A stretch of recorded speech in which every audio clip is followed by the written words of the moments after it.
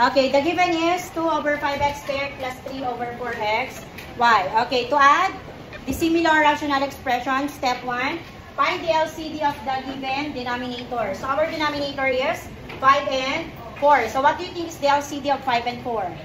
Okay, very good, 20. And how to get the LCD of the given variables? Okay, so just copy the common variable which is x. Then get the highest degree, 2 or 1? Okay, 2 or square. Then, the remaining variable, so just copy rin po yan. So therefore, our LCD is 20x squared y. So after getting the LCD, what's next? Okay, we need to divide the LCD by the given denominator. So we have 20x squared y divided by 5x squared. Okay, 20 divided by 5? X squared divided by x. Okay, cancel. And then, copy y. Then multiply the answer by the numerator. 2. So we have 4y times 2.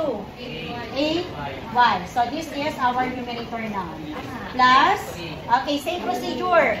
So just divide the LCD by the second denominator. 20 divided by 4, 5. X squared divided by x. Then y divided by y, cancel. So the answer is 5x. Then multiply it again by 3. Okay, so 5x times 3. Okay, then next, after getting the answer, analyze the given. Do you think we can simplify? Okay, if no, therefore the final answer is 8y plus 15x over 20x squared y. So, okay. So this time, we're going to add the given rational expression with the similar fraction or the similar denominator using a butterfly method. Okay, step 1, get the product of the numerator to the product of the denominator for the second fraction. This will become 2 times 4xy. Later natin i-simplify ha, plus. Get the product of the second. We have 3 times 5x squared over, get the product of the both denominators. We have 5x squared times 4xy. Then simplify. 2 times 4xy. 8xy. Plus 3 times 5x squared. 15x squared. Okay, over 5 times 4, 20. X squared times x. X squared. Okay, what we're going to do? Copy the variable, then add the exponent. 2 plus 1?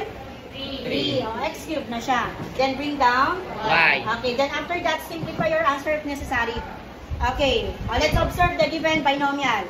Do you think we have a common variable? Yes, we have. What variable? X. Ipa-factor out natin siya. Okay, ang magiging GCF natin ay x.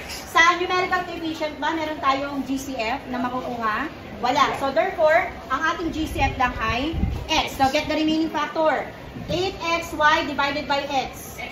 Cancel sino? Si x. Sino natira? 8y. Plus, 15x squared divided by x. 15x na lang. Over 20x cubed y. Cancellation if necessary. May pwede ba i-cancel? Yes, sino? Y. Uy, bakit y? X. Monomial. Therefore, pwede natin i-cancel. Tama ba? Okay, ka-cancel si x. Dito, ilan ang x na matitira?